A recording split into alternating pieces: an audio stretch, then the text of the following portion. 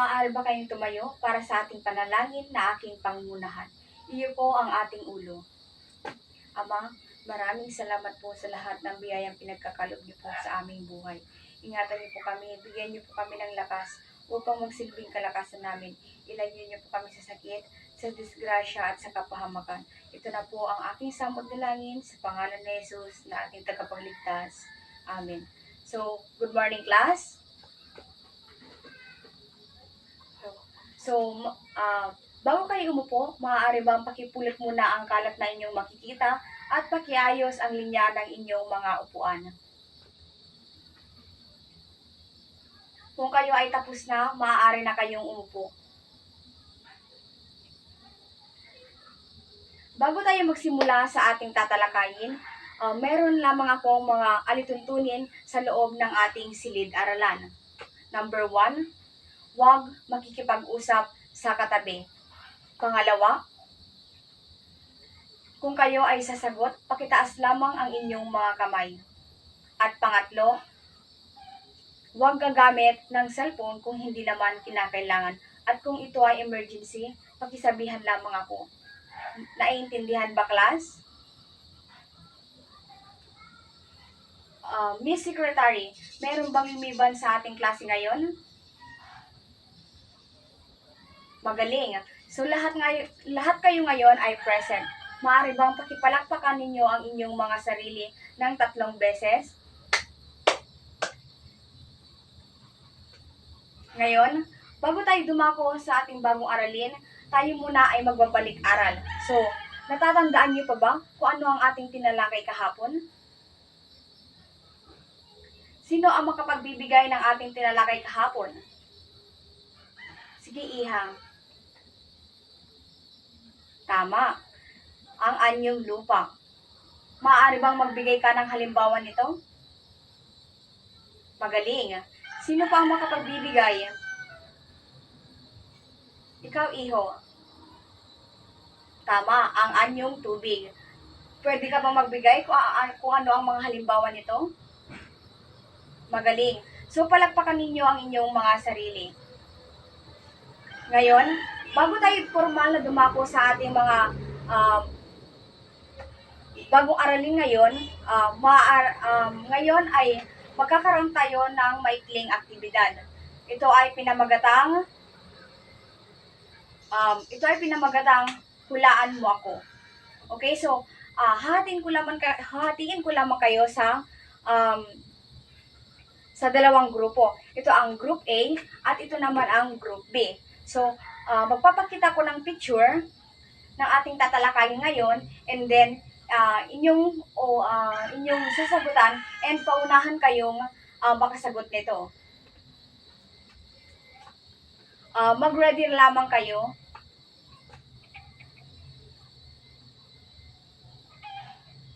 So, ready na ba ang bawat grupo?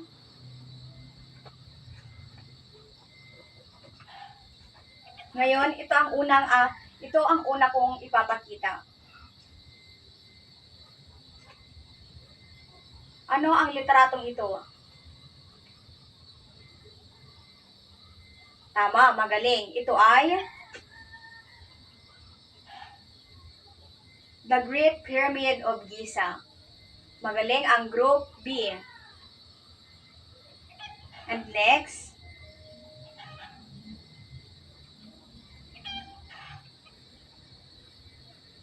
ready na ba? Ito ang susunod. Ano itong litrato na ito? Ano yung group A? Tama. Ito ay mummification. Next is, ready na ba? Ito ang huling, ngayon is meron ng tigo 1 point ang kada grupo. Dito magkakaalaman kung sino ang mananalo na grupo. So, ready na ba ang lahat? Ito ang panghuling litrato.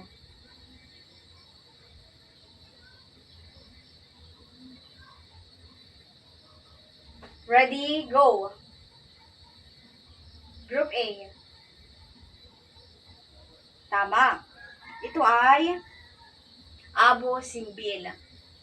So, maraming salamat sa cooperation ninyo sa ating aktibidad. Ngayon, dadako na tayo sa ating bagong aralin. Ito ay pinamagatang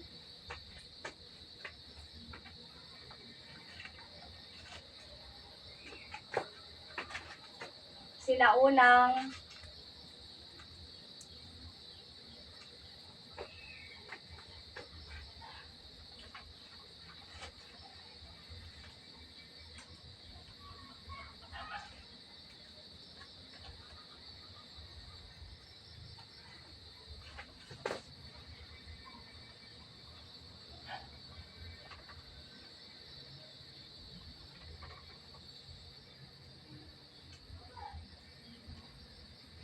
ito ay pinamagatang sinaunang Ehipto. Meron ba kayong idea, class, about sa sinaunang Ehipto? Ikaw, Iha, maaari? Wala na bang? So, tama ang kanyang sinabi. So, ano nga ba ang sinaunang Ehipto?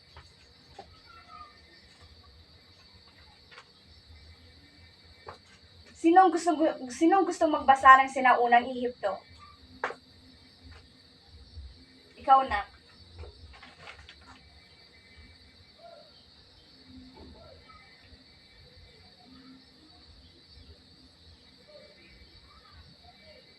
Okay, so ang sinaunang Ehipto, okay, thank you sa pagbasa. So ang sinaunang Ehipto ay nanggaling, ay matatagpuan sa northeastern Africa or silangang hilagang Africa.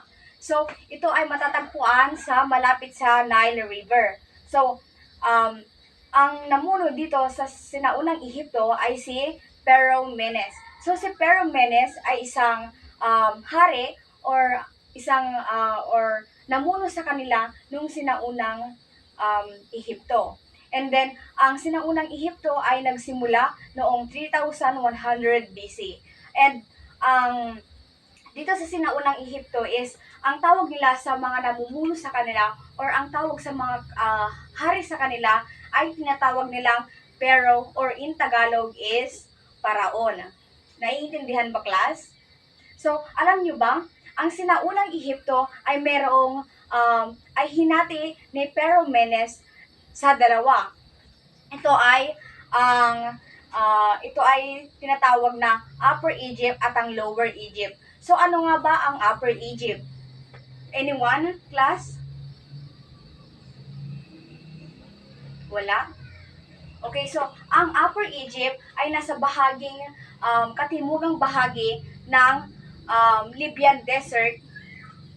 Ito ay matatagpuan sa Libyan Desert na patungong Abu Simbel. So, yung Abu Simbel na yan is, di ba yung pinakita ko kanina na para siyang mga Egyptian na malalaking bato. So, yan ay mapapag-aralan natin mamaya sa New Kingdom or Bagong Kaharian. So, ang isa naman sa yung isa naman is ang Lower Egypt. So, ano nga ba ang Lower Egypt? Anyone, class? Wala? So, ang Lower Egypt ay nasa bahaging nasa silangang bahagi naman siya ng nasa silangang bahagi siya nasa hilagang bahagi siya ng lupain ng Nile River patungong Mediterranean Sea. So, yan ang sinaunang Ehipto. So, next naman is, dadako naman tayo sa iba't ibang kaharian o iba't ibang panahon. So, ano nga ba yung mga iba't ibang kaharian at iba't ibang panahon na yan? Nandyan ang Old Kingdom or Lumang Kaharian. Ang pangalawa naman is ang Middle Kingdom or Gitnang Kaharian. At ang pangatlo ay ang New Kingdom or Bagong Kaharian. So, ngayon is dadako naman tayo sa Lumang Kaharian or Old Kingdom.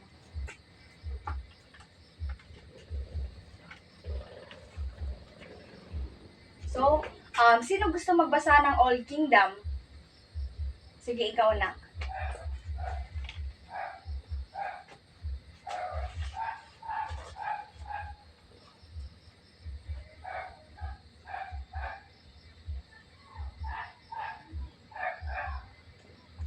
Okay, so thank you sa pagbasa. So, dito sa Old Kingdom, mapapansin na ang sabi dito is, ito rin ang kilala bilang isang age of the pyramid. So, bakit nga ba siya kilala bilang isang age of the pyramid? Meron ba kayong idea? Wala. So dito sa Old Kingdom is isa sa sikat na pamana ng sinaunang Ehipto ng mga Egyptian nung sinaunang panahon ay ang the Great Pyramid of Giza. So ito 'yon.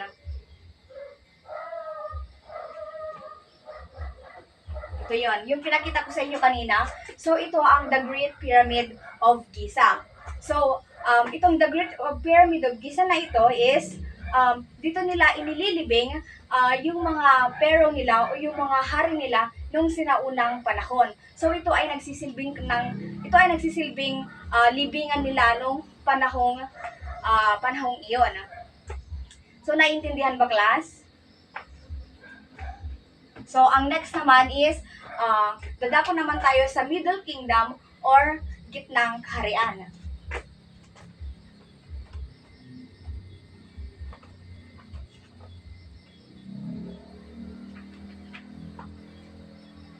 So, sino gusto magbasa ng... Ay, mali-mali pala ito. Dito. Ito ang Middle Kingdom. Yan. So, ito ang Middle Kingdom. Sino gusto mo nang magbasa ng Middle Kingdom? Sige, ikaw, Iho. Pakibasa ang Middle Kingdom.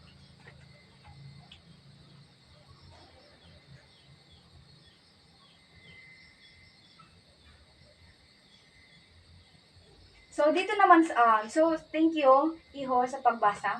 So, dito naman sa Middle Kingdom, mapapansin ninyo, ang pamanan na naitatag nila nung Middle Kingdom or nung gitnang kaharian ay ang kung paano mag-mummify ng mga yumao nilang mga kapag-anak, ganon, mga patay sa kanila. Kung paano nga ba ang kanilang pagpe-preserve ng kanilang katawan.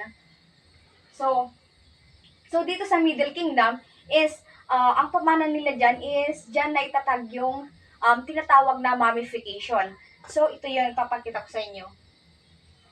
Ito. So ito ang mummification. Ito ang tinatawag nilang mummification na na kung saan is, ito ay nagpapakita ng proseso ng kung paano nila iniimbalsamo or kung paano ang paggamot ng mga patay nung sinaunang Ehipto. So, makikita dito is nandito yung naka-process na siya. So, yung number 1 is ito yung bangkay. And pangalawa naman is nabalutan siya ng mga puti-puti or siguro nalinisan na siya.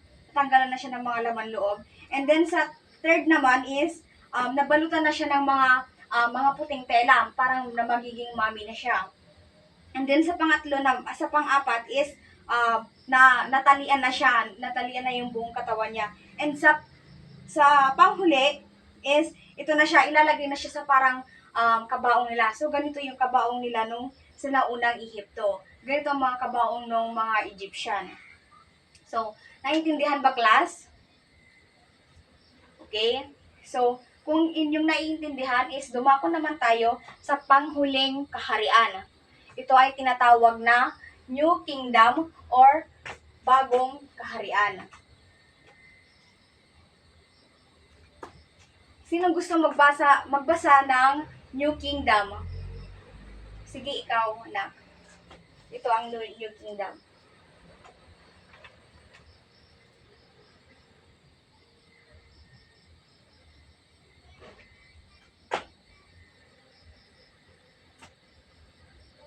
Okay, so thank you sa pagbasa.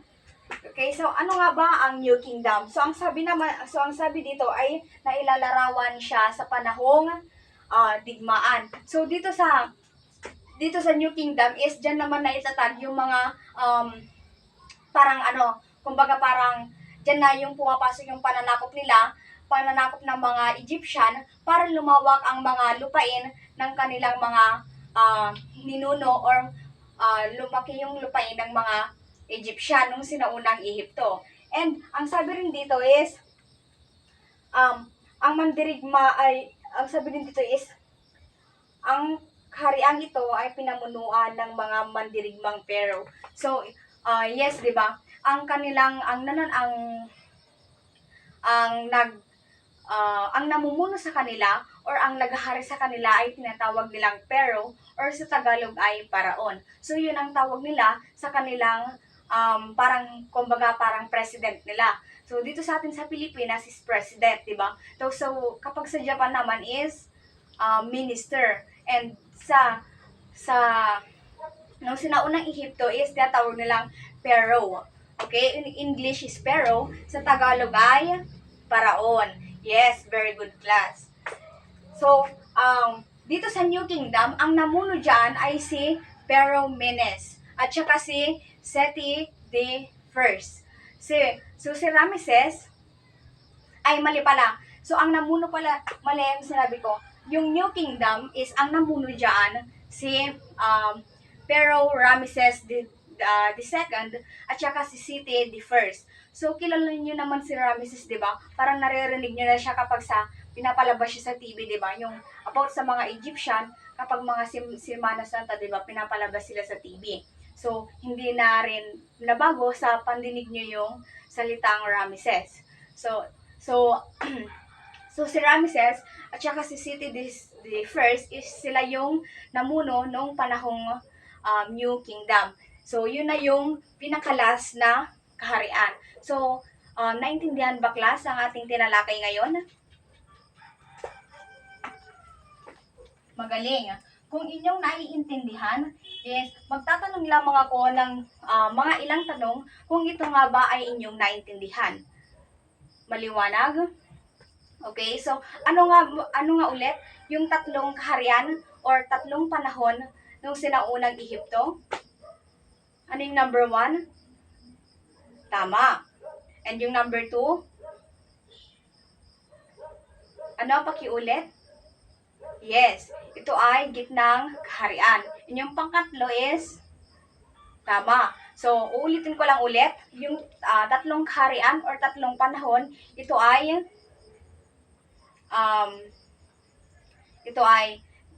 Old Kingdom or Lumang Kaharian, Middle Kingdom or Gitnang Kaharian, at New Kingdom or Bagong Kaharian. So, yun lamang ang ating tatalakayin ngayong araw. So, bago tayo matapos, maaari bang mag-quiz tayo? Magkakaroon kayo ng pagsusulit. So, pag ready na kayo, maglabas na kayo ng 1/4 sheet of paper and then number your paper 1 to 10. Okay ba? Okay. So, bibigyan ko kayo ng 5 minutes para makapag-review pa kayo.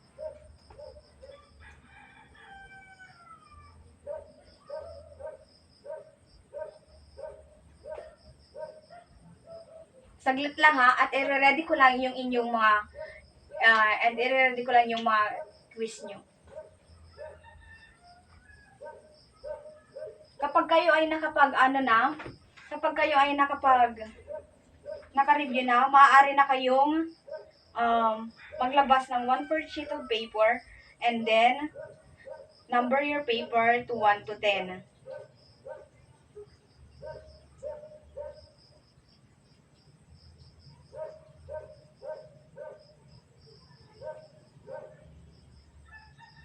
Okay, so ready na ba ang lahat?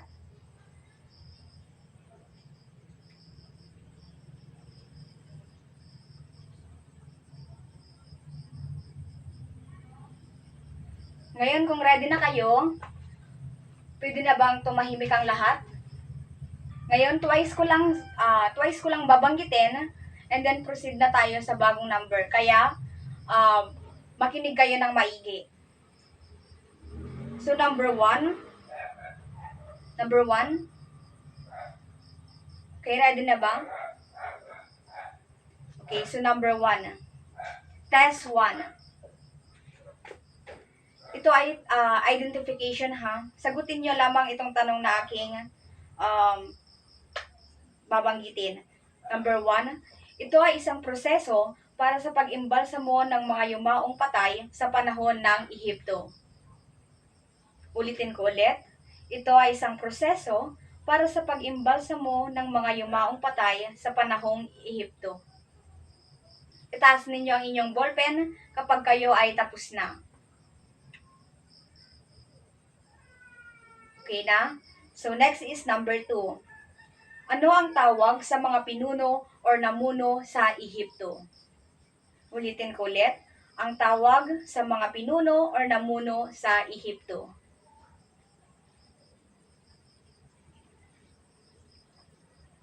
Pangatlo, ano ang tawag sa pinakamalaking pyramid ng mga Egyptian na libingan ng mga pharaoh? Ulitin ko, ano ang tawag sa pinakamalaking pyramid ng mga Egyptian na libingan ng mga pharaoh? Tapos na lahat? So next is number 4. Ito ay ang mga pharaoh na namuno sa panahon ng bagong kaharian o New Kingdom. Dalawa yon, di ba? Ito ay ang pharaoh na namuno sa panahon ng bagong kaharian o New Kingdom. Ito lamang ay katatapos lamang.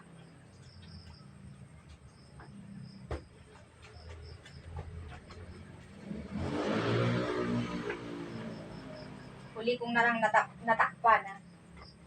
Pero hindi nyo alam na andyan ang sagot. Okay, so number 4 na tayo.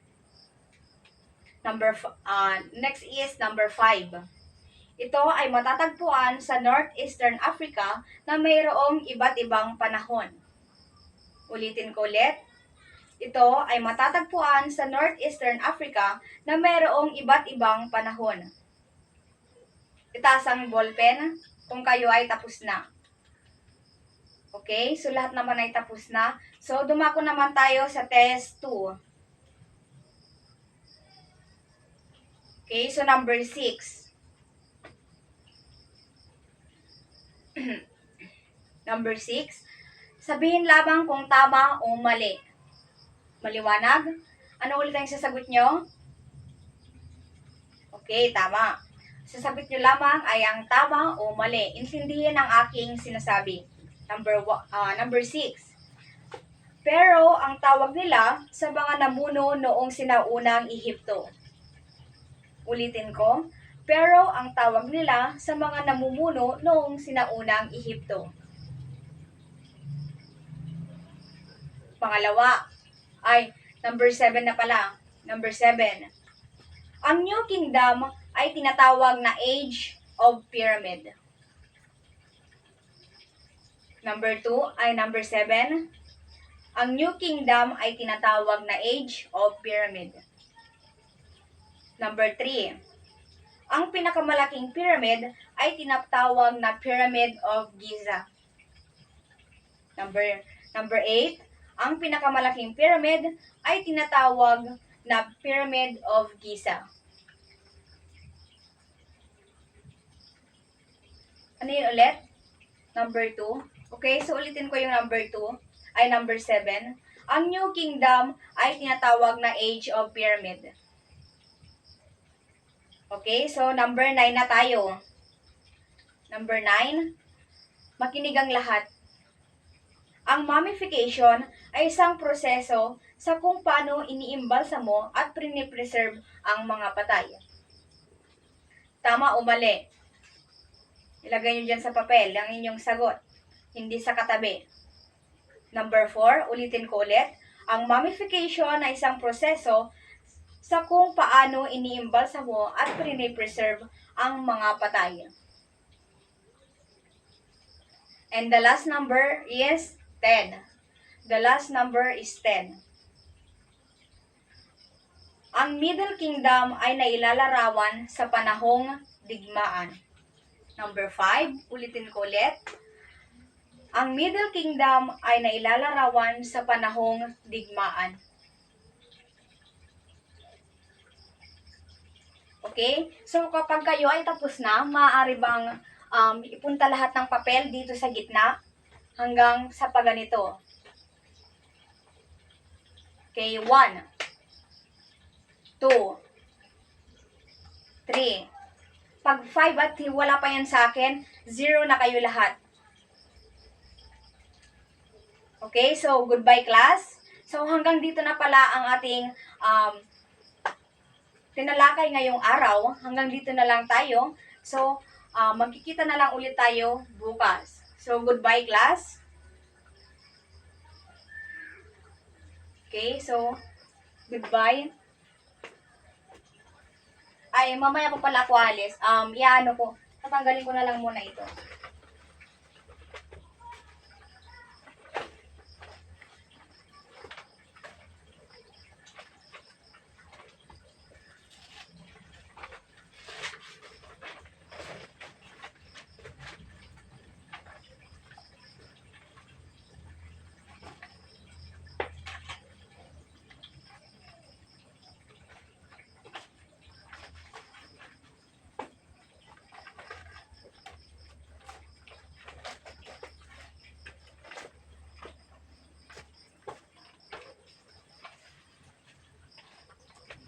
So, maaari na kayong mag-recess.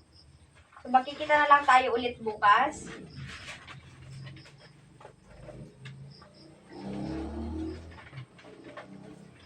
So, goodbye class. Okay, thank you ulit sa cooperation nyo.